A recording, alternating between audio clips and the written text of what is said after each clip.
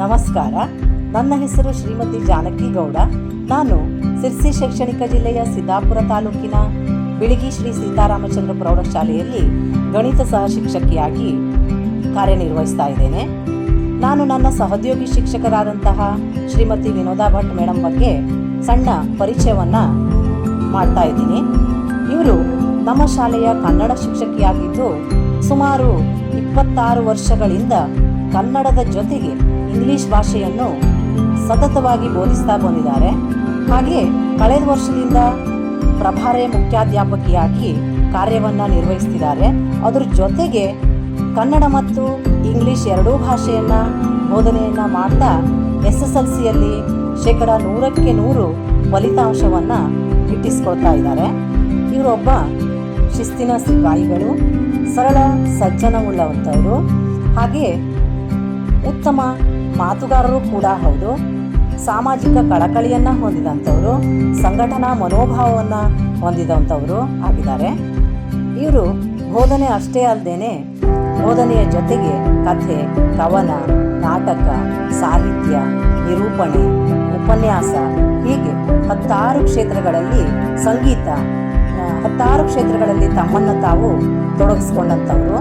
ಈ ಎಲ್ಲ ಕ್ಷೇತ್ರಗಳಲ್ಲಿ ತಮ್ಮ ಛಾಪನ್ನು ಮೂಡಿಸಿದ್ದಕ್ಕಾಗಿ ಇವರಿಗೆ ಕಳೆದ 2 ವರ್ಷಗಳ ಹಿಂದೆ ಜಿಲ್ಲಾ ಮಟ್ಟದ ಅತ್ಯುತ್ತಮ ಶಿಕ್ಷಕಿ ಪ್ರಶಸ್ತಿ ಕೂಡ ಬಂದಿದೆ.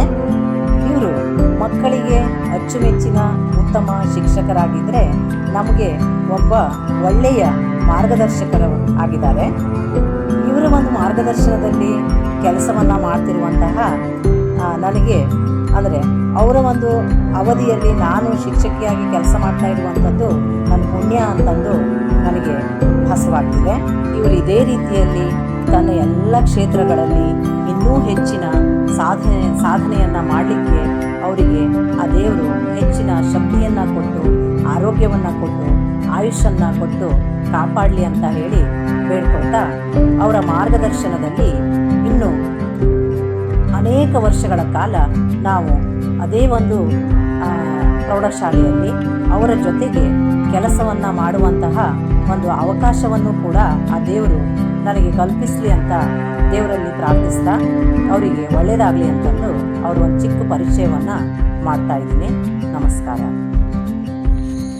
ಹಾಯ್, ಎಲ್ರಿಗೂ ನಮಸ್ಕಾರ. ನಾನು ತೃಪ್ತಿ ಮಂಜುನಾಥ್.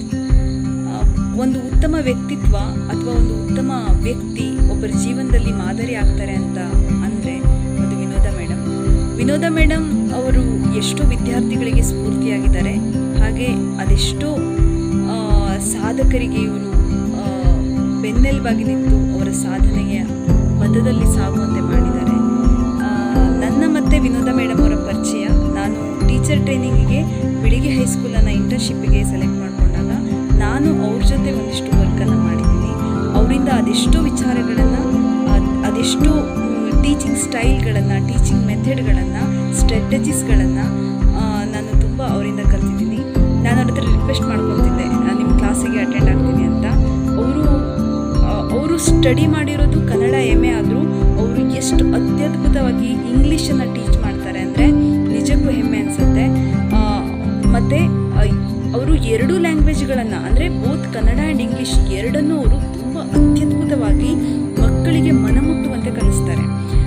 ನನಗನ್ಸುತ್ತೆ ಆ ವಿದ್ಯಾರ್ಥಿಗಳು ಒಂದು ಗ್ರಾಮರ್ ಟ್ಯುಟೋರಿಯಲ್ ಕ್ಲಾಸನ್ನು ಕೂಡ ಮಾಡ್ಬೋದೇನೋ, ಅಷ್ಟು ಯಥೇಚ್ಛವಾಗಿ ಒಂದು ಪ್ರವೀಣಿತರಾಗ್ತಾರೆ ಆ ಒಂದು ಗ್ರಾಮರಲ್ಲಿರ್ಬೋದು, ಲ್ಯಾಂಗ್ವೇಜ್ ಸಬ್ಜೆಕ್ಟಲ್ಲಿರ್ಬೋದು ಅಂತ ಅನಿಸುತ್ತೆ. ಮತ್ತು ಅವರು ಪದ್ಯಗಳನ್ನು ತಾವೇ ದಾಟಿಯನ್ನು ಹಾಕಿ ಹಾಡಿ ಆ ಎಲ್ಲ ಪದ್ಯದಲ್ಲಿನ ಪಾತ್ರಗಳಿಗೆ ಜೀವವನ್ನು ತುಂಬಿ ಅತ್ಯದ್ಭುತವಾಗಿ ಟೀಚ್ ಮಾಡ್ತಾರೆ. ನಿಜಕ್ಕೂ ಅವರು ಟೀಚ್ ಮಾಡಬೇಕಾದ್ರೆ ಆ ಎಲ್ಲ ಸನ್ನಿವೇಶಗಳು ಕಣ್ಮುಂದೆ ಪಾಸ್ ಆದಂಗೆ ಫೀಲ್ ಆಗುತ್ತೆ. ನಾನವರು ಸ್ಟೂಡೆಂಟ್ ಆಗಿಲ್ಲ ಅಂದರೂ ಕೂಡ ಅವರ ಒಟ್ಟಿಗೆ ನಾವು ಒಂದಿಷ್ಟು ವರ್ಕ್ ಮಾಡಿದಾಗ ಅವರಿಂದ ಎಷ್ಟೋ ಜೀವನದ ಮೌಲ್ಯಗಳನ್ನು ಕಲ್ತಿದ್ದೀನಿ. ಆ ಒಂದು ಮೌಲ್ಯಗಳನ್ನು ನನ್ನ ಟೀಚಿಂಗಲ್ಲೂ ಕೂಡ ನಾನು ಅಳವಡಿಸ್ಕೊಂಡಿದ್ದೀನಿ. ಮತ್ತು ವಿನೋದಾ ಮೇಡಮ್ ಎಷ್ಟೋ ಜನ ಸಾವಿರಾರು ವಿದ್ಯಾರ್ಥಿಗಳಿಗೆ ಈಗಾಗಲೇ ಟೀಚ್ ಮಾಡಿದ್ದಾರೆ. ಮತ್ತು ಅವರು ಫೇವ್ರೆಟ್ ಟೀಚರ್ ಆಗಿ ಕೂಡ ಇದ್ದಾರೆ. ಎಲ್ಲರಿಗೂ ವಿನೋದಾ ಮೇಡಮ್ ಅಂತ ಅಂದಾಗ ನಮ್ಮ ಈ ಸಿದ್ದಾಪುರ ತಾಲೂಕಲ್ಲಿರ್ಬೋದು, ನಮ್ಮ ಈ ಬಿಳಿಗಿ ಊರಲ್ಲಿರ್ಬೋದು, ಅವರಂದರೆ ಒಂದು ಹೆಮ್ಮೆ. ಅವ್ರು ಬಂದ್ರೇ ಒಂದು ಖುಷಿ. ಮತ್ತು ಕೇವಲ ಅವರು ತಮ್ಮ ಒಂದು ಟೀಚಿಂಗಲ್ಲಿ ಅಷ್ಟೇ ಅಲ್ಲದೆ ಕೂಡ ಅವರು ಉತ್ತಮ ಬರಹಗಾರರು ಹೌದು, ಮತ್ತು ಉತ್ತಮ ನಿರೂಪಕರು ಕೂಡ ಹೌದು.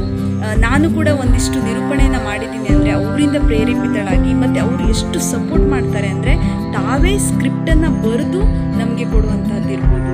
ತುಂಬ ಒಂದು ಸಪೋರ್ಟಿವ್ ನೇಚರ್ ಕೂಡ ಅವ್ರ ಹತ್ರ ಇದೆ. Really thank you madam. ನಾನು ನಿಮ್ಮಿಂದ ತುಂಬಾ ಕಲ್ತಿದ್ದೀನಿ. ಒಂದಿಷ್ಟು ವಿಚಾರಗಳನ್ನು ನನ್ನ ಟೀಚಿಂಗಲ್ಲೂ ನಾನು ಅಳವಡಿಸ್ಕೊಂಡಿದ್ದೀನಿ. ನಿಜಕ್ಕೂ ಹೆಮ್ಮೆ ಅನಿಸುತ್ತೆ. ನೀವಂದರೆ ಇನ್ನೂ ಅನೇಕ ವಿದ್ಯಾರ್ಥಿಗಳಿಗೆ ನೀವು ವಿದ್ಯಾದಾನ ಮಾಡೋರಿದ್ದೀರಾ. ಅವರೆಲ್ಲರೂ ತುಂಬ ಲಕ್ಕಿ ಅಂತ ಹೇಳ್ತಾ, ಸಮಾಜದ ಅದೆಷ್ಟೋ ಸಮಸ್ಯೆಗಳಿಗೂ ನೀವು ಸ್ಪಂದಿಸಿದ್ದನ್ನು ನಾನು ನೋಡಿದ್ದೀನಿ. ಮಕ್ಕಳಿಗೆ ಎಷ್ಟು ಚೆನ್ನಾಗಿ ಉತ್ತೇಜಿಸುತ್ತೀರಾ ನೀವು ಅನ್ನೋದನ್ನು ಕೂಡ ನಾನು ನೋಡಿದ್ದೀನಿ. ಎಸ್ಸೆ ಕಾಂಪಿಟೇಷನ್ ಇರ್ಬೋದು, ಡ್ರಾಮಾ ಇರ್ಬೋದು, ಸಿಂಗಿಂಗ್ ಕಾಂಪಿಟೇಷನ್ ಇರ್ಬೋದು. ನೀವು ಒಬ್ಬರು ಸಿಂಗರ್ ಕೂಡ ಹೌದು, ಉತ್ತಮ ವಾಗ್ಮಿಗಳು ಕೂಡ ಹೌದು, ಬರಹಗಾರರು ಕೂಡ ಹೌದು, ತಬಲಾ ವಾದಕರು ಕೂಡ ಹೌದು. ಇದೆಲ್ಲದನ್ನು ನೋಡಿದಾಗ ನಿಜಕ್ಕೂ ನೀವೊಬ್ಬ ಮಾದರಿ ವ್ಯಕ್ತಿ ಅಂತ ನಮಗೆ ಫೀಲ್ ಆಗುತ್ತೆ. ನಿಮ್ಮಂತೆ ನಮ್ಮ ಜೀವನ ಆದರೆ ಸಾಕು ಅಂತ ನಮ್ಗೆ ಅನಿಸುತ್ತೆ. ಇಷ್ಟು ಉತ್ತಮ ಒಡನಾಟದಲ್ಲಿ ನನಗೆ ಅನಿಸಿದ್ದನ್ನು ಹಂಚಿಕೊಳ್ಳಲಿಕ್ಕೆ ನನಗೊಂದು ಅವಕಾಶ ಸಿಕ್ಕಿದ್ದು. I am really happy for this.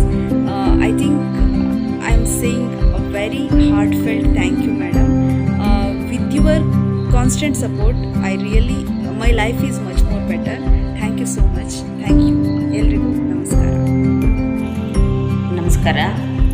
ನನ್ನ ಹೆಸರು ನೇತ್ರಾವತಿ ಶ್ರೀಧರ್ ಹೆಗಡೆ, ಉತ್ತರ ಕನ್ನಡ ಜಿಲ್ಲೆ ಸಿದ್ದಾಪುರ ತಾಲೂಕಿನ ಬಿಳಗಿಯಿಂದ ಮಾತಾಡ್ತಿರೋದು. ನಾನು ನಮ್ಮ ಬಿಳಗಿ ಮುಖ್ಯ ಶಿಕ್ಷಕಿಯಾದಂಥ ವಿನೋದ ಭಟ್ ಮೇಡಮ್ ಬಗ್ಗೆ ಒಂದೆರಡು ಮಾತಾಡಬೇಕು ಅಂತ ವಿಡಿಯೋ ಮಾಡ್ತಾಯಿದ್ದೇನೆ. ವಿನೋದ ಮೇಡಮ್ ಅವರು ನಮ್ಮ 2 ಮಕ್ಕಳಿಗೂ ಕಲಿಸಿದಂಥ ಗುರುಗಳು. ನನ್ನ ಮಕ್ಕಳಾದಂಥ ಕಿಶೋರ್ ಹೆಗಡೆ ಮತ್ತು ಕೀರ್ತನ ಹೆಗಡೆ ಇಬ್ಬರು ವಿನೋದ ಮೇಡಮ್ ಅವರ ಶಿಷ್ಯಂದರು.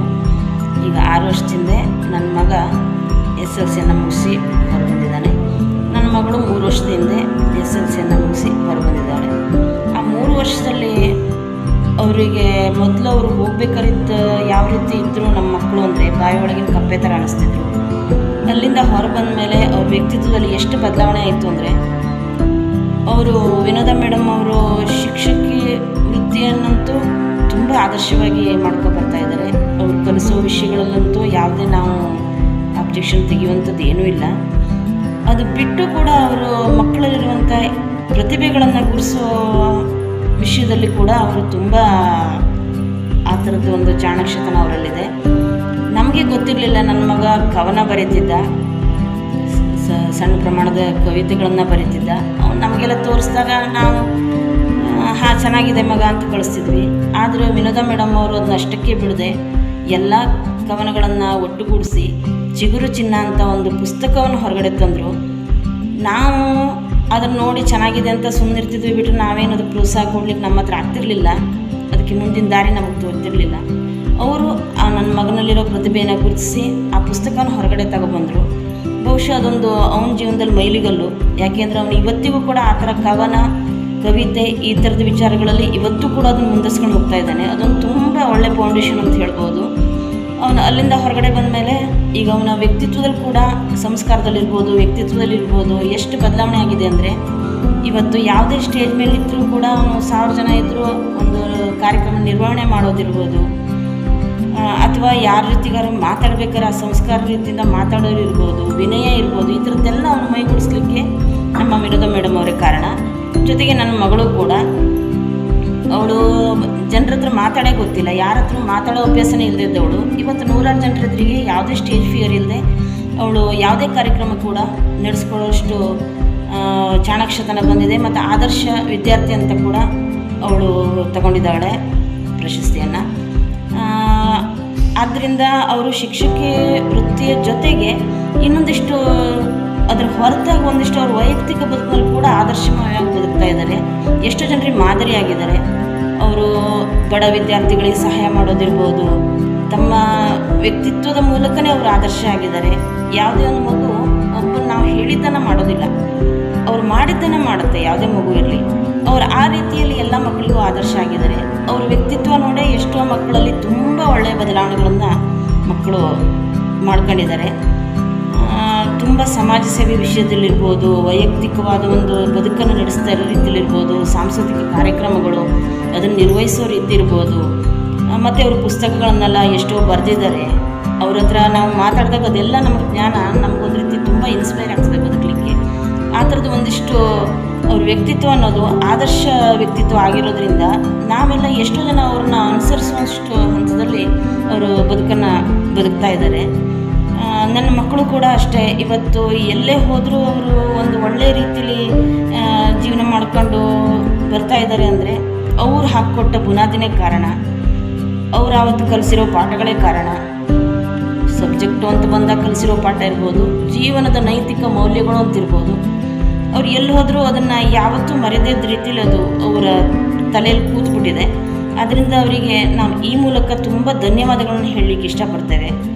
ನಮ್ಮ ಮಕ್ಕಳಿಗೆ ಒಂದು ಆದರ್ಶಮಯ ವ್ಯಕ್ತಿತ್ವವನ್ನು ಬೆಳೆಸ್ಕೊಳ್ಳಿಕ್ಕೆ ಅವ್ರು ಕೊಟ್ಟಂಥ ಸಂಸ್ಕಾರ ಅನ್ನೋದು ತುಂಬ ಅನುಕೂಲ ಆಗ್ತದೆ. ಬಹುಶಃ ಅವ್ರ ಲೈಫ್ ಲಾಂಗ್ ಅವರು ಅದನ್ನ ಯಾವತ್ತೂ ಅದನ್ನ ಅನುಸರಿಸ್ತಾರೆ. ಅದಕ್ಕೆ ನಾವು ಅವರಿಗೆ ಎಷ್ಟು ಧನ್ಯವಾದ ಹೇಳಿದ್ರೂ ಸಾಕಾಗೋದಿಲ್ಲ. ಈ ಮೂಲಕ ಅವರಿಗೆ ನಾವು ತುಂಬ ಧನ್ಯವಾದಗಳನ್ನು ಅರ್ಪಿಸ್ತಾ ಇದ್ದೇವೆ. ನಮಸ್ಕಾರ.